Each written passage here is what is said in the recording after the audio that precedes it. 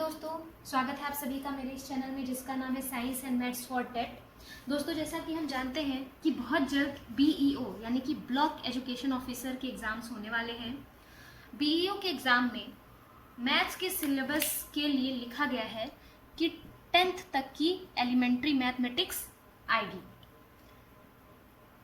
तो 10th तक की एलिमेंट्री मैथमेटिक्स में बहुत कुछ आता है दोस्तों। यहाँ पर मैंने सीरियल वाइज 10th तक जो भी एलिमेंट्री मैथमेटिक्स पढ़ाई जाती है उसका निचोड़, जो उसके इम्पोर्टेंट टॉपिक्स हैं, एक तरीके से तो सारे ही टॉपिक कंप्लीट हैं इसमें, परंतु कॉन्सेप्ट वाइज, नेम वाइज मैंने इन सारे टॉपिक्स को लिख दिया है यहाँ पर।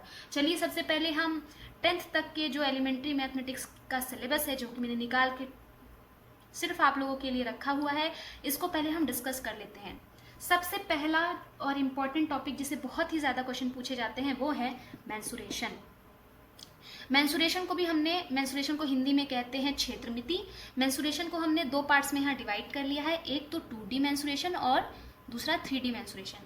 आप सभी सोच रहे होंगे कि मैंने मेंसुरेशन को रेड मार्कर से लिखा है और बाकी सारे ये जो टॉपिक्स हैं इनको ब्लू मार्कर से क्यों लिखा हुआ है।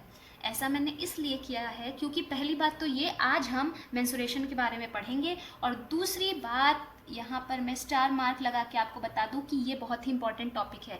सिर्फ BEO नहीं, सिर्फ टेट, सीटेट, MP टेट नहीं, जितने भी एग्ज़ाम्स होते हैं हमारे इंडिया में, गवर्नमेंट सेक्टर के जितने भी एग्ज़ाम होते हैं उनमें मेंसुरेशन ज़रूर पूछा जाता है। मेंसुरेशन को दो पार्ट्स में हमने डिवाइड किया है और आज हम पार्ट वाइज मेंसुरेशन के बारे में जानेंगे और यहाँ पर आपको कॉन्सेप्ट के साथ ट्रिक्स की भी प्रैक्टिस कराई जाएगी। तो चलिए अब आगे बढ़ते हैं, सिलेबस देखते हैं। दूसरा है प्रॉफिट एंड लॉस, लाभ और हानि। तीसरा है SI एंड CI, इसको मैंने शॉर्ट फॉर्म में लिखा है, ये है सिंपल इंटरेस्ट और कंपाउंड इंटरेस्ट।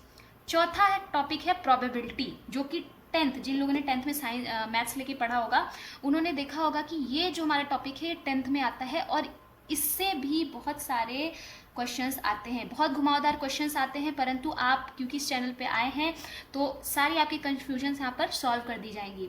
तो ये टॉपिक बहुत इंपॉर्टेंट है, जो कि 10th में तो आ जाता है परंतु इसको बच्चे कर नहीं पाते हैं। पांचवा हमारा जो टॉपिक है वो मैंने छोटे से शॉर्ट फॉर्म में लिख दिया है, PC, परम्यूटेशन कॉम्बिनेशन। ये भी 10th क्लास का टॉपिक है, 10th क्लास में है ये। छठवां है हाइट एंड डिस्टेंस, 9th-10th का टॉपिक। 7th है टाइम एंड वर्क, ये हम 7th-8th क्लास में पढ़ लेते हैं। 8वां है स्पीड एंड टाइम, ये भी छोटी क्लासेस में हम पढ़ लेते हैं। 9वां है परसेंटेज, ये तो हम 5th-6th क्लास में ही पढ़ लेते हैं। 10वां जो हमारा टॉपिक है वो है रेशियो एंड प्रोपोर्शंस। 11वां टॉपिक है एवरेज यानी कि औसत। 12वां टॉपिक जो ये भी हम बहुत छोटे क्लासेस में पढ़ लेते हैं, LCM और HCF। दोस्तों यहाँ पर बहुत से ऐसे टॉपिक्स हैं जो हम छोटे क्लासेस में पढ़ते हैं पर क्वेश्चंस तो बहुत घुमावदार आते हैं, तो उसके लिए घुमावदार क्वेश्चंस को भी आसानी से हैंडल करने के लिए आप हमसे जुड़े रहिए। हमारा अगला टॉपिक है रूट्स, करनी। चौथा है फ्रैक्शंस, भिन्न। 15वां है नंबर सिस्टम। दोस्तों नंबर सिस्टम टॉपिक हम अपनी इस सीरीज में कवर नहीं करेंगे, सिर्फ BEO के प्रीवियस ईयर क्वेश्चंस ही लगवाएंगे, क्योंकि ये टॉपिक हमने अपने इस चैनल पे इस पूरे टॉपिक का एकदम डिटेल्ड वर्जन, डिटेल्ड जो स्टडी होती है ये हमने क्रमवार तरीके से अपने इस चैनल पे कराई है। आप हमारे पुराने वीडियोस देखिए, नंबर सिस्टम से रिलेटेड जितने वीडियो है वो मैं इस वीडियो के डिस्क्रिप्शन के लिंक दे दूंगी आपको। 16वां है क्वाड्रेटिक इक्वेशन, ये भी 10th क्लास में ही आता है यानी कि द्विघात समीकरण। 17वां एल्जेब्रा में बीजगणित में बहुत सारे टॉपिक्स आते हैं छोटे छोटे, यहाँ पर हम वही टॉपिक्स देखेंगे जो BEO के एग्जाम्स में पूछे जाते हैं। और 18वां टॉपिक जिसमें लोग बहुत कंफ्यूज होते हैं वो है एज रिलेटेड क्वेश्चन, आयु से संबंधित प्रश्न। मेरा यकीन मानिए दोस्तों, ये जो सारी चीज़ें आप देख रहे हैं ये बहुत ही इजी टॉपिक्स हैं, इनसे इजी मैथ्स में तो कुछ हो ही नहीं सकता। ये सारे टॉपिक्स मैथ्स के बेसिक्स हैं और अगर आप इन सारे टॉपिक्स के मास्टर बनना चाहते हैं, बहुत ही कम समय में कॉन्सेप्ट और ट्रिक दोनों के साथ इनके क्वेश्चन सॉल्व करना चाहते हैं, तो प्लीज़ हमारे चैनल को सब्सक्राइब कर दीजिए। तो चलिए जल्दी से आगे बढ़ते हैं। आज हम स्टार्ट करते हैं मेंसुरेशन 2D। आई होप आप सब ने ये सब नोट डाउन कर लिया होगा, प्लीज़ इसे आप लोग नोट डाउन कर लीजिए, क्योंकि आपको ये सिलेबस कहीं देखने को नहीं मिलेगा। जहाँ भी आप सिलेबस सर्च करेंगे वहाँ सिर्फ ये देखने को मिलेगा कि मैथ्स का 10th तक का एलिमेंट्री आने वाला है, पर ये डिटेल्ड सिलेबस आपको यही मिलेगा। चलिए अब मैं यहाँ लिख लेती हूँ 2D। सबसे पहले दोस्तों आइए जानते हैं कि 2D और 3D में अंतर क्या होता है। आप नेट पे सर्च करेंगे, आपको बहुत से लोग बताएंगे कि जहां पर केवल लंबाई और चौड़ाई होती है, जिन आकृतियों में केवल लंबाई और चौड़ाई होती है, उन्हें हम 2D कहते हैं। और जहां लंबाई चौड़ाई के साथ साथ ऊंचाई या गहराई भी होती है, उसे हम 3D कहते हैं। माफ करिएगा अगर मेरी ड्राइंग ज़्यादा अच्छी नहीं हो तो अब इसको मैं एक एग्जांपल से समझाती हूँ। देखिए, ये तो हमारी एक 2D आकृति हो गई, इसे हम कहते हैं आयत। अब 3D आकृति का क्या, मैं आपको एक ऑब्जेक्ट के थ्रू समझाती हूँ। ये देखिए दोस्तों, इस तरीके से आपको यहाँ पर ऊपर का व्यू दिख रहा होगा। देखिए, यहाँ पर ये लंबाई और ये चौड़ाई, ये एक 3D ऑब्जेक्ट है। ये लंबाई हो गई और ये चौड़ाई हो गई। मैं आपको ब्लू मार्कर से, ये रेड पे रेड मिल जा रहा है, तो ये ब्लू मार्कर से देखिए दोस्तों, ये लंबाई और ये चौड़ाई। पर 3D में क्या होता है, ऊंचाई या गहराई भी होती है। तो ये जो आप सेक्शन देख रहे हैं, ये ऊंचाई या गहराई कहलाती है। तो आई होप आज आप लोगों को समझ में आ गया होगा कि 2D और 3D में अंतर क्या होता है। तो अब इस अंतर को हमने पढ़ लिया। अब जल्दी से हम देखते हैं 2D के अंतर्गत कौन कौन सी आकृतियां आती हैं। दोस्तों, बहुत सारी आकृतियां आती हैं, पर जो मेन आकृतियां होती हैं वो होती हैं त्रिभुज, आयत, वर्ग, हर प्रकार के चतुर्भुज। याद रखिए, वर्ग और आयत भी एक प्रकार के चतुर्भुज हैं। छठवां, वृत्त। मेन ये जो है, सॉरी ये मैंने सीरियल नंबर गलत लिख दिया है, 4 और ये 5। ये जो 5 प्रकार की आकृतियां हैं, ये 2D आकृति में आती है। तो चलिए जल्दी से हम त्रिभुज के बारे में जान लेते हैं। पहला त्रिभुज, 3 भुजाओं से बनने वाली आकृति को त्रिभुज कहते हैं। त्रि माने कि 3, भुज माने भुजाएं। अच्छा, त्रिभुज होते कितने प्रकार के हैं? त्रिभुज मेनली 3 प्रकार के होते हैं जो एग्जाम्स में पूछे जाते हैं। समबाहु, समद्विबाहु और विषमबाहु। मैं आपको ये सारी चीज़ें इतनी जल्दी इसलिए पढ़ा रही हूँ क्योंकि ये बहुत ही बेसिक कॉन्सेप्ट है और इन सारे कॉन्सेप्ट्स को लंबा खींचने का कोई मतलब नहीं है। ये बहुत ही बेसिक से, आप इन्हें जल्दी से ग्रैब कर सकते हैं। चलिए अब समबाहु के बारे में जानते हैं। समबाहु, बाहु माने की भुजा, सम माने की समान, यानी एक ऐसा त्रिभुज जिसकी सभी भुजाएं समान हो। अगर इस भुजा की लंबाई a मीटर है तो इसकी भी a मीटर और इसकी भी a मीटर होगी। इसको इंग्लिश में कहते हैं इक्विलैटरल ट्रायंगल। अब चलिए देखते हैं दूसरा, समद्विबाहु। सम माने बराबर, बाहु माने भुजा, द्वि माने 2, यानी एक ऐसा त्रिभुज जिसकी 2 ही भुजाएं बराबर होंगी। अगर ये a मीटर है तो ये भी a मीटर होगा, परंतु ये कुछ और होगा। ये मान लीजिए b मीटर है, यानी केवल 2 भुजाएं बराबर होती हैं। इसे इंग्लिश में कहते हैं आइसोसेलेस ट्रायंगल। दोस्तों, इंग्लिश टर्म्स जानना भी बहुत ज़रूरी है, तो आप लोग प्लीज़ इंग्लिश टर्म्स को हमेशा याद रखिए। विषमबाहु, कोई भी भुजा बराबर नहीं होती। ये a मीटर, ये b मीटर, तो ये c मीटर। तो ये हमने पढ़ लिया त्रिभुज के बारे में। एक जो बहुत इंपॉर्टेंट टाइप का त्रिभुज होता है, जो कि भुजा के आधार पे नहीं, कोण के आधार पे उसका नाम पड़ा है समकोण त्रिभुज। इंग्लिश में कहते हैं परपेंडिकुलर ट्रायंगल। 2 भुजाओं के बीच 90 डिग्री का कोण होता है। ये एक भुजा, ये एक भुजा, इनके बीच का कोण 90 डिग्री। ये जो हम ऐसे लाइन ड्रॉ करते हैं, इसका मतलब होता है रेखा गणित की दुनिया में कि ये इन दोनों के बीच का कोण 90 डिग्री है। ये दोनों कोण कुछ भी हो सकते हैं, 60, 30, कुछ भी हो सकते हैं, परंतु 2 भुजाओं के बीच का कोण 90 डिग्री होगा। तो ये तो हो गया समकोण त्रिभुज। अच्छा, यहाँ पर एक बहुत ही इंपॉर्टेंट थ्योरम, दुनिया का, पूरे रेखागणित, पूरे मैथ्स का सबसे इंपॉर्टेंट थ्योरम मैं आपको बताने जा रही हूँ। आप में से कई लोग जानते भी होंगे। अगर इस भुजा की लंबाई a मीटर, ये b मीटर और ये c मीटर हो, तो जो सबसे लंबी भुजा होती है इसे हम कर्ण कहते हैं, इसे हम कहते हैं लंब और इसे हम कह देते हैं आधार। जिन 2 भुजाओं के बीच का जो कोण 90 डिग्री होता है, उनमें से एक को हम लंब कहते हैं और एक को आधार कहते हैं। और लंब और आधार को मिलाने वाली, देखिए ये लंब और ये आधार, इन दोनों को मिलाने वाली जो तीसरी भुजा होती है वो सबसे लंबी होती है और उसे हम क्या नाम देते हैं? कर्ण। और एक पूरी दुनिया का, पूरे रेखा गणित की दुनिया का सबसे इंपॉर्टेंट थ्योरम अब मैं आपको बताने जा रही हूँ, c का square is equals to a का स्क्वायर प्लस b का स्क्वायर, यानी कर्ण का square is equals to a square plus b square, या फिर हम ऐसे भी लिख सकते हैं कर्ण बराबर अंडर रूट a का स्क्वायर प्लस b का स्क्वायर, यानी लंब का स्क्वायर प्लस आधार का स्क्वायर। ये बहुत ही इंपॉर्टेंट थ्योरम है। वैसे तो लोग बोलते हैं कि इसे पाइथागोरस ने खोजा था, परंतु हमारे वैदिक शास्त्रों में बहुत पहले इसे महर्षि बोधायन ने खोज लिया था। तो ये तो हो गई त्रिभुज की बात। अच्छा दोस्तों, अब बात जब क्वेश्चंस की आएगी तो सिर्फ कुछ ही चीजें पूछी जाती है, परिमाप, विकर्ण और तीसरा क्षेत्रफल। त्रिभुज के केस में विकर्ण वाली चीज, विकर्ण का जो टर्म होता है वो नहीं होता है, सिर्फ हम परिमाप और क्षेत्रफल के बारे में जानेंगे। तो चलिए आइए सबसे पहले देख लेते हैं कि परिमाप क्या होता है। आप सभी में से बहुत से लोग ऐसे होंगे जिन्होंने अलग अलग आकृतियों के लिए, वर्ग के लिए, आयत के लिए, समचतुर्भुज के लिए और समांतर चतुर्भुज के लिए, त्रिभुज के लिए परिमाप के फॉर्मूले याद किए होंगे, पर मैं कहती हूँ फॉर्मूले याद करने की जरूरत ही नहीं है। पहले हम समझ लेते हैं कि परिमाप होता क्या है। अच्छा, मान लीजिए ये एक त्रिभुज है, a metre, b metre, c metre इसकी भुजाओं के माप है।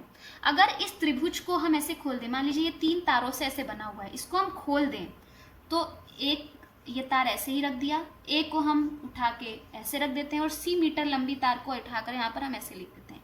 तो इस तरीके से जो पूरी लंबाई होगी, ये जो पूरी लंबाई होती है किसी भी आकृति को खोलने के बाद, अगर हम एक लंबे तार के रूप में मान लें तो उस लंबे तार की जो पूरी लंबाई होती है उसी को हम रेखा गणित की दुनिया में परिमाप कह देते हैं। यानी कि परिमाप का मतलब कुछ नहीं है, कोई भी आकृति आपके पास दी हो, उसकी जितनी भी भुजाएं हैं सबको जोड़ दीजिए, बस परिमाप का आंसर आ गया।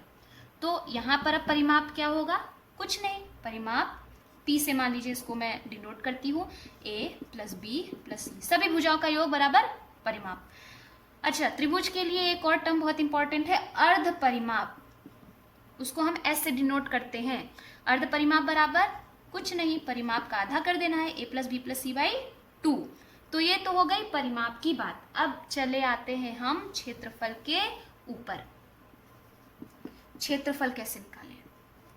बहुत से लोग बहुत कंफ्यूज होते हैं क्योंकि क्षेत्रफल के कई फॉर्मूले होते हैं। तो आइए देखते हैं कि कितने फॉर्मूले होते हैं। पहला तो फॉर्मूला होता है, ये जो नोटेशन आप यहाँ देख रहे हैं, त्रिभुज के क्षेत्रफल के लिए हम ये नोटेशन यूज करते हैं। तो पहला फॉर्मूला होता है हाफ गुणे आधार, मैं हटा देती हूँ यहाँ से, गुणे आधार गुणे ऊंचाई। ठीक है। एक दूसरा फॉर्मूला क्या होता है, √3/4 इंटू भुजा का स्क्वायर, मतलब जो भी भुजा होगी उसका स्क्वायर। और एक आखिरी formula s minus a, s minus b, s minus c। ठीक है। अब बहुत से लोग कंफ्यूज होते हैं कि भैया कब कौन सा फॉर्मूला यूज करें। तो पहले मैं ये वाला फॉर्मूला लेती हूँ। देखिए, जब भी आपको क्वेश्चन में आधार और ऊंचाई दी हो तब आप सीधे ये फॉर्मूला लगा दीजिए आंख बंद करके। कई क्वेश्चन ऐसे होते बहुत इजी होते हैं, उनमें दिया रहता है कि आधार। अच्छा, आधार मैं बता देती हूँ, जैसे ये एक त्रिभुज है ना, ये इसका आधार होता है नीचे वाला हिस्सा, और ऊंचाई, इसे ऊंचाई कहते हैं दोस्तों, h। आधार और ऊंचाई दिया होगा और आपसे क्षेत्रफल पूछेगा तो आपको आंख बंद करके ये वाला फॉर्मूला लगा देना है। चलिए अब दूसरे फॉर्मूले की तरफ बढ़ते हैं। ये फॉर्मूला हम केवल समबाहु त्रिभुज यानी इक्विलैटरल ट्रायंगल के लिए ही यूज करेंगे। देखिए, इक्विलैटरल ट्रायंगल में दिया होगा कि आपके पास एक त्रिभुज है जो कि समबाहु त्रिभुज है, उसकी भुजा इतनी इतनी इतनी है, तो उसका क्षेत्रफल निकालिए। तो भुजा इतनी इतनी इतनी का क्या मतलब है, सबकी बराबर ही होगी। अगर एक भुजा की लंबाई a है तो दूसरे और तीसरे की भी तो a होगी ना। बस हमें क्या करना है, भुजा की वैल्यू लेनी है और इस फॉर्मूले में पुट कर देना है। समबाहु त्रिभुज का जब भी क्षेत्रफल पूछे हमें आंख बंद करके ये वाला फॉर्मूला लगाना है। अच्छा, अब सबसे अलग टाइप का फॉर्मूला देखते हैं। कभी कभी हमें ना समबाहु त्रिभुज नहीं देता, आधार और ऊंचाई नहीं देता, वो बताते हैं कि एक त्रिभुज है जिसकी एक भुजा a मीटर लंबी है, एक b मीटर लंबी, एक c मीटर लंबी है। तो अब इसका क्षेत्रफल आपको ज्ञात करना है। तो यहाँ क्या करेंगे, जब तीनों भुजाएं अलग अलग हो, जनरली विषम बाहु के केस में हम ये वाला फॉर्मूला अप्लाई करते हैं। एस का मतलब आप जानते हैं परिमाप, अर्ध परिमाप a plus B plus C by 2। A plus B plus C by 2 निकाल लीजिए। इस फॉर्मूले में क्या फॉर्मूला है, S minus A into S minus B into S minus C और फिर पूरा अंडर रूट, इस फॉर्मूले में आप रख दीजिए। लेकिन क्या ये सारी चीज़ें करने से, ये सारे फॉर्मूले याद करने से, बैठ के लंबी लंबी कैलकुलेशन करने से आपको नौकरी मिल जाएगी? मुझे नहीं लगता। नौकरी कहाँ से मिलेगी? कॉन्सेप्ट तो ठीक है, कॉन्सेप्ट आना चाहिए। कल को आप टीचर बनेंगे, कल आप कहीं जाएंगे पढ़ाने, तो कॉन्सेप्ट तो आपको बच्चों को समझाने के लिए चाहिए, पर आपको नौकरी निकालने के लिए क्या चाहिए? ट्रिक्स। ये ट्रिक्स मैं आपको अपने अगले वीडियो में बनाऊंगी। अभी आप सिर्फ कॉन्सेप्ट समझिए, क्योंकि कई बार कॉन्सेप्ट से भी क्वेश्चन आते हैं। तो ये तो हो गई पूरी त्रिभुज की बात। आप बिल्कुल मत घबराइए। आपको अगर लगता है कि ये फॉर्मूला बहुत लंबे हैं, आप एग्जाम में इतनी जल्दी क्वेश्चन कैसे सॉल्व करेंगे, तो उसके लिए हमारी अगली वीडियो, ट्रिक्स वाली वीडियो भी आने वाली है। लेकिन ट्रिक्स के लिए पहले आपको कॉन्सेप्ट से गो थ्रू होना पड़ेगा। सिर्फ ऐसे आंख बंद करके ट्रिक्स अगर आप सोचे कि आपको आ जाए तो वो नहीं होगा, कॉन्सेप्ट एक बार पढ़ना ही पड़ेगा। तो चलिए अब हम अपनी दूसरी आकृति की तरफ बढ़ते हैं। ये भी एक प्रकार का चतुर्भुज है, आयत। आयत क्या होता है? चार भुजाओं वाली एक आकृति होती है जिसमें आमने सामने की दो भुजाएं बराबर होती हैं। अगर ये a मीटर है तो ये भी a मीटर, ये b मीटर है तो ये भी b मीटर। ठीक है, चलिए। और यहाँ पर विकर्ण का कॉन्सेप्ट आ जाता है, ये हो जाता है इनका विकर्ण। अगर मैं आपसे पूछूं कि मेरे पास एक आयताकार मैदान है इस तरीके से, उसमें अगर मुझे एक बहुत लंबी सी छड़ी, बहुत लंबे से बांस का टुकड़ा या बहुत लंबी सी कोई रॉड रखनी है, तो उस रॉड की लंबाई कितनी होगी? वो मैक्सिमम कितनी लंबी रॉड होगी जिसको हम यहाँ रख सकते हैं? तो आपको कुछ नहीं करना है, आपको आंख बंद करके बस उस आयत का विकर्ण निकाल देना है। आप खुद देख लीजिए कि लंबी से लंबी वस्तु जो यहाँ रखी जा सकती है वो इसी लाइन के अक्रॉस, लाइन के सीध में रखी जा सकती है। तो ये लाइन क्या है? ये है विकर्ण। तो चलिए अब जल्दी से बढ़ते हैं आगे की तरफ। परिमाप। परिमाप हमें पता है, सारी भुजाओं को आंख बंद करके जोड़ देना है। a प्लस a ये दोनों प्लस b प्लस b ये दोनों भुजाएं, तो क्या हो जाएगा फॉर्मूला? 2a प्लस 2b, या फिर 2 कॉमन ले लीजिए, a प्लस b, ये हो गया परिमाप का फॉर्मूला। आप लोगों में से बहुत से लोगों ने इसे रटा होगा, पर मैं कहती हूँ इसे रटने की जरूरत ही नहीं है। चलिए अब क्षेत्रफल की तरफ आते हैं। क्षेत्रफल तो सबसे इजी होता है। a यानी कि लंबाई गुणे चौड़ाई, यानी कि a इंटू b। अब विकर्ण की तरफ आते हैं।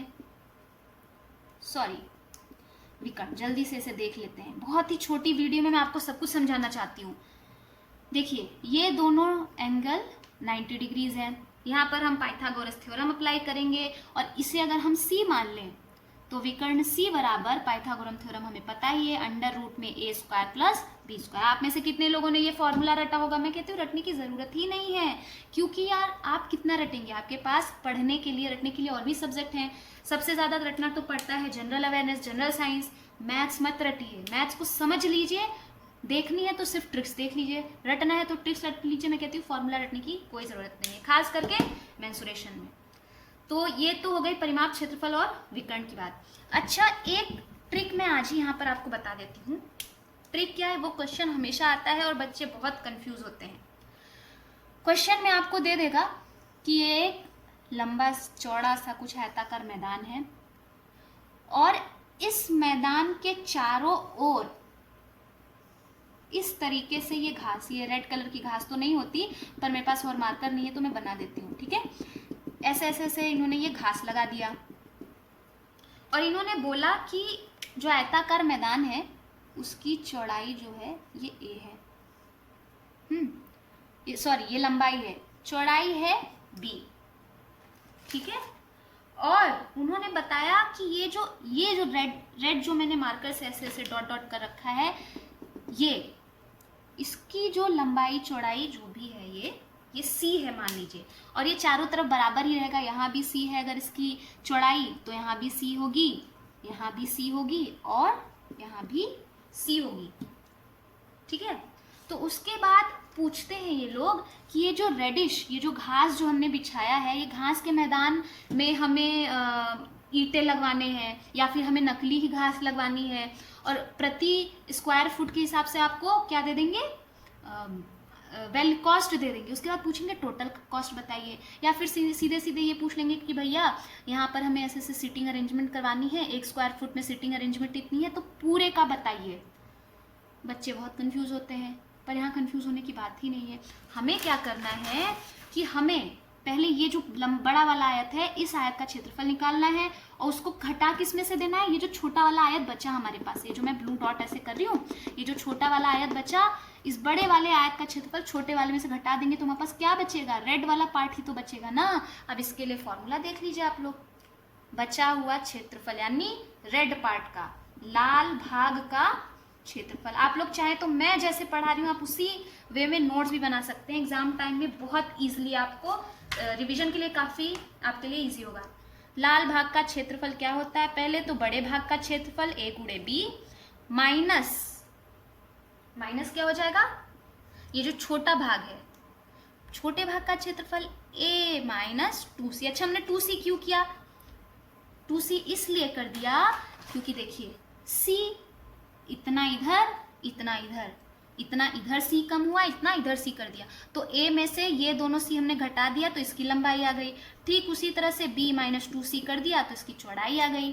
ठीक है, तो आपके पास ये फॉर्मूला क्या आ गया, जब भी पूछे कि भैया चारों तरफ घास का मैदान भी छाना है, सिटिंग अरेंजमेंट करवाना है, तो बताइए कितने पैसे लगेंगे, तो उसके लिए आपको क्षेत्रफल पता लगाना जरूरी है, और क्षेत्रफल का सिंपल सा ये फॉर्मूला। तो यहाँ पर अब हमारा आयत का सेक्शन खत्म होता है, आप लोग जल्दी जल्दी से इसे फेयर करते जाइए।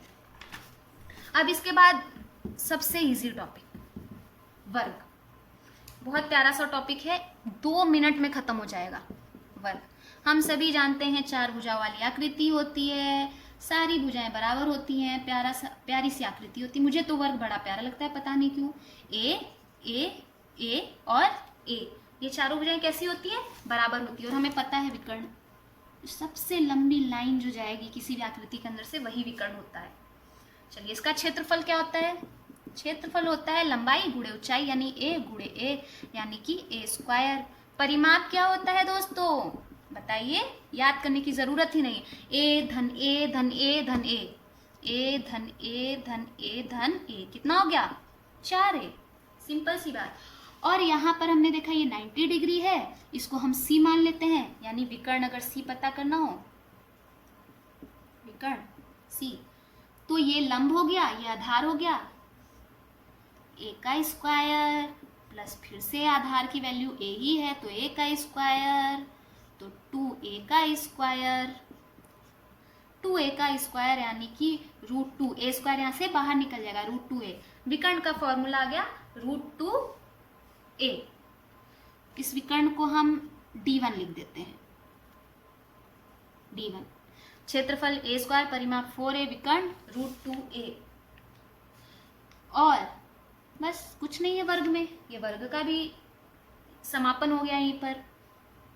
वर्ग से बहुत ज़्यादा ट्रिकी क्वेश्चन नहीं आते, इसलिए वर्ग पे बहुत परेशान होने की ज़रूरत नहीं है, इसीलिए मैंने भी वर्ग को बहुत छोटे में निपटा दिया। अब आता है अगला टॉपिक हमारा प्यारा सा वृत्त, सर्कल। कुछ बेसिक्स हैं जो लोगों को क्लियर नहीं होते, मैं बता देती हूँ। अच्छा, बहुत से लोग ये कहते हैं, अगर मैं पूछूं आपसे कि व्यास क्या होता है, तो आप बोलेंगे कि कई लोग इसमें से बोलते हैं कि 2 बिंदुओं को, मैं जब अपने स्कूल में भी बच्चों को पढ़ाती हूँ तो वो बोलते हैं 2 बिंदुओं को मैं मिला देंगे तो वो व्यास बन जाएगा। तो भाई 2 बिंदु तो यहाँ भी मिला सकते हैं, 2 बिंदु तो यहाँ से यहाँ भी मिला सकते हैं, तो क्या ये सारी चीज़ें व्यास है? नहीं, व्यास तो केवल एक होता है ना। आइए तो देखते हैं। देखिए, आधी चीज़ें तो लोग सही बताते हैं, वृत्त में किन्हीं 2 बिंदुओं को मिला देते हैं, पर किन्हीं 2 नहीं, उनमें एक कंडीशन होती है, ऐसी 2 बिंदुएं जिनको मिलाने पर जो रेखा जाए वो कहाँ से होकर जाए, वृत्त के केंद्र से। तो ये 2 बिंदुएं मान लीजिए हमने ले लिया, अब इनको मिलाने वाली रेखा देखिए कहाँ से होकर जा रही है, केंद्र से। इसको हम व्यास कहते हैं, इसको हम d से डिनोट करते हैं, और जो व्यास का आधा हो उसे हम त्रिज्या कह देते हैं। ठीक है, और त्रिज्या हर जगह सेम रहती है, यहाँ से केंद्र से। देखिए, एक मैं और आपको डेफिनेशन देती हूँ, केंद्र से वृत्त तक जो भी हम लाइन खींचते हैं वो त्रिज्या हो जाती है, किसी भी पॉइंट तक। जैसे यहाँ से यहाँ खींचा ये भी त्रिज्या आर हो गई, यहाँ से यहाँ खींचा ये भी त्रिज्या आर हो गई, यहाँ से इस पॉइंट को मिला ये भी त्रिज्या हो गई। केंद्र से वृत्त पे जो भी पॉइंट मिलाएंगे उसकी दूरी त्रिज्या आर होगी, ठीक है। तो व्यास आप लोगों को पता चल गया। अब मैं क्षेत्रफल बताती हूँ। वृत्त का क्षेत्रफल बहुत से लोगों को याद होगा, पाई इंटू में आर स्क्वायर, और आर क्या होगी, वृत्त की त्रिज्या होगी आर। परिमाप, अच्छा देखिए, इस सर्कल को ऐसे खोल के अगर हम एक लंबी लाइन ऐसे बना दें, है ना, तो उसकी जो दूरी होगी वो परिमाप होगा 2 पाई आर। अच्छा, अगर कोई क्वेश्चन आपसे पूछे कि भैया एक आदमी है वो ऐसे दौड़ रहा है, एक सर्कुलर पाथ पे दौड़ रहा है ना, तो उसने एक चक्कर पूरा कर लिया और वृत्त की त्रिज्या जो सर्कुलर पाथ पे वो दौड़ रहा है उसकी त्रिज्या आर है, तो बताओ उसने कितनी दूरी नापी। तो दूरी मतलब क्या, ये दूरी ही ना। इसको जब ऐसे खोल के ऐसे एक रेखा के फॉर्म में रख देंगे वही तो दूरी हो जाएगी ना, यानी कि परिमाप ही हो जाएगा वो। तो कोई भी पूछे भैया इतनी त्रिज्या है और कोई आदमी सर्कुलर पाथ पे ऐसे दौड़ रहा है तो बताओ वो कितना दौड़ा। तो हमें कुछ नहीं करना है, हमें बस वृत्त का परिमाप निकाल देना है। तो ये दोस्तों, सॉरी मैंने कुछ गलती कर दी, आप सभी बहुत कंफ्यूज हो रहे होंगे। परिमाप नहीं, वृत्त के, जब वृत्त का केस आ जाता है तो इसी परिमाप को हम परिधि कह देते हैं। थोड़े से यहाँ शब्द चेंज हो जाएंगे। परिधि 2 पाई आर, ठीक है। ये तो बहुत बेसिक चीज हो गई। अब कुछ 2 टॉपिक्स आपके लिए ऐसे जहां सब मार्क खा जाते हैं। तो सबसे पहले हम देखते हैं कि वृत्त, मैं यहाँ लिख देती हूँ, वहां मुझे अच्छा नहीं लग रहा था। चाप क्या होता है। चाप के लिए मैं आपको फिर से समझाती हूँ। मान लीजिए हम सभी ने बचपन में ना ज्योमेट्री बॉक्स खरीदा ही होगा। तो ये हो गया प्रकार हमारा। प्रकार में एक ऐसे एक गोला होता है, इसमें हमने पेंसिल फंसा दी, ठीक है। तो प्रकार को ऐसे रख कर हमने जो ये जो ऐसे खींचते हैं ना, ये मैं ऐसे हो नहीं पा रहा है, ये जो हम खींचते हैं इसे हम क्या कहते हैं, चाप।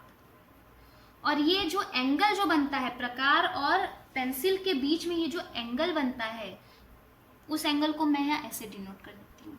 ये मान लीजिए ये पेंसिल है, ये प्रकार का एक पॉइंट है, ये दोनों एंगल, इसको मान लीजिए थीटा।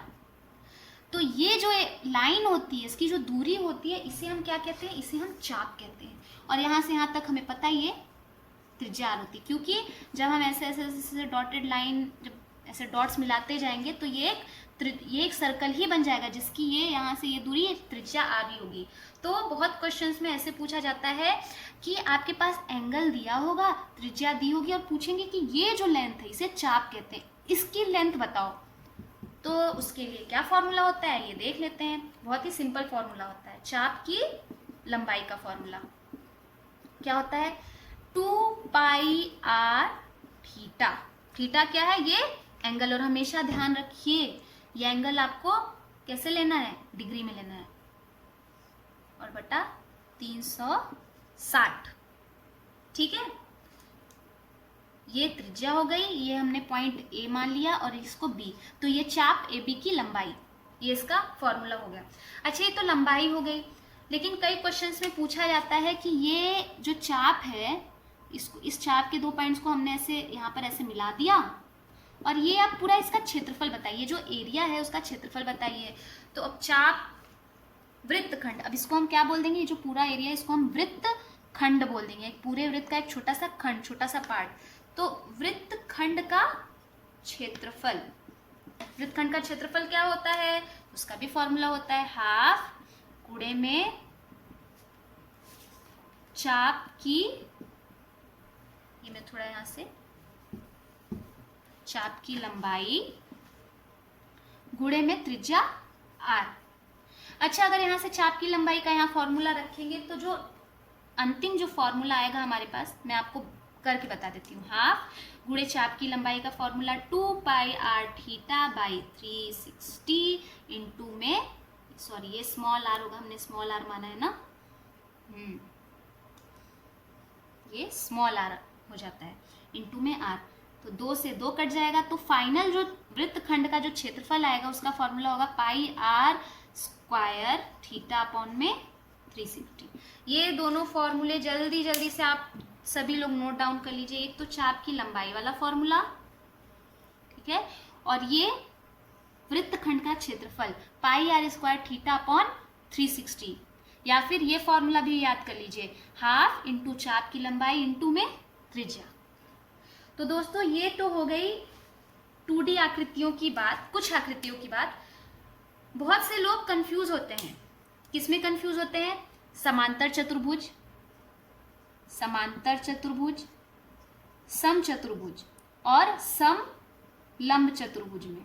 उसके लिए हम अपना अगला वीडियो बहुत जल्दी लाने वाले हैं। ये 3 टॉपिक्स में अलग से इसलिए कवर कर रही हूँ क्योंकि आजकल क्वेश्चन इन तीनों टॉपिक से बहुत ज़्यादा आता है। वृत्त से बहुत कम आ सकता है, आयत से भी कुछ आ सकते हैं, लेकिन इन तीनों से आना तो आजकल कंपलसरी हो गया है। बहुत सारे टॉपिक्स को छोड़कर लोग इसी क्वेश्चन से ज़्यादा क्वेश्चन पूछते हैं और बहुत से बच्चे कंफ्यूज रहते हैं। अगर आप ही अभी सोचना चाहेंगे कि समांतर चतुर्भुज, समचतुर्भुज और समलंब चतुर्भुज में क्या अंतर होता है, तो मैं 100% आपको गारंटी देती हूँ कि आप अभी कंफ्यूज हो जाएंगे। तो आपकी इस कंफ्यूजन को मिटाने के लिए हम अपना अगला वीडियो लेकर आएंगे। उसके बाद हम ये जो मेंसुरेशन 2D है इसके क्वेश्चंस देखेंगे और देखेंगे कि अभी तक ये जो सारी चीज़ें मैंने आपको बताई, फॉर्मूला, बड़े बड़े फॉर्मूले, बड़े बड़े तरीकों के अलावा हम छोटे तरीके से भी कैसे कर सकते हैं। परंतु उन छोटे तरीकों को समझने के लिए कॉन्सेप्ट समझना बहुत ज़रूरी है, क्योंकि मैथ्स में आप खाली ट्रिक रट के नहीं जा सकते। अगर आप सिर्फ ट्रिक रट के जाएंगे तो वहाँ आप कन्फ्यूज हो जाएंगे। तो इसीलिए पहले कॉन्सेप्ट, फिर ट्रिक और ट्रिक के साथ प्रैक्टिस। ये हमारे चैनल का लोगो भी है और मोटो भी है। तो चलिए अब आज मैं आपसे विदा लेती हूँ और प्लीज़ ज़्यादा से ज़्यादा हमारे चैनल को शेयर करिए, सब्सक्राइब करिए, लाइक करिए और कमेंट करिए और हमारे साथ जुड़े रहिए। और अगली वीडियो तक हमारे साथ ज़रूर जुड़े रहिए और अगली वीडियो के लिए तैयार रहिए। धन्यवाद।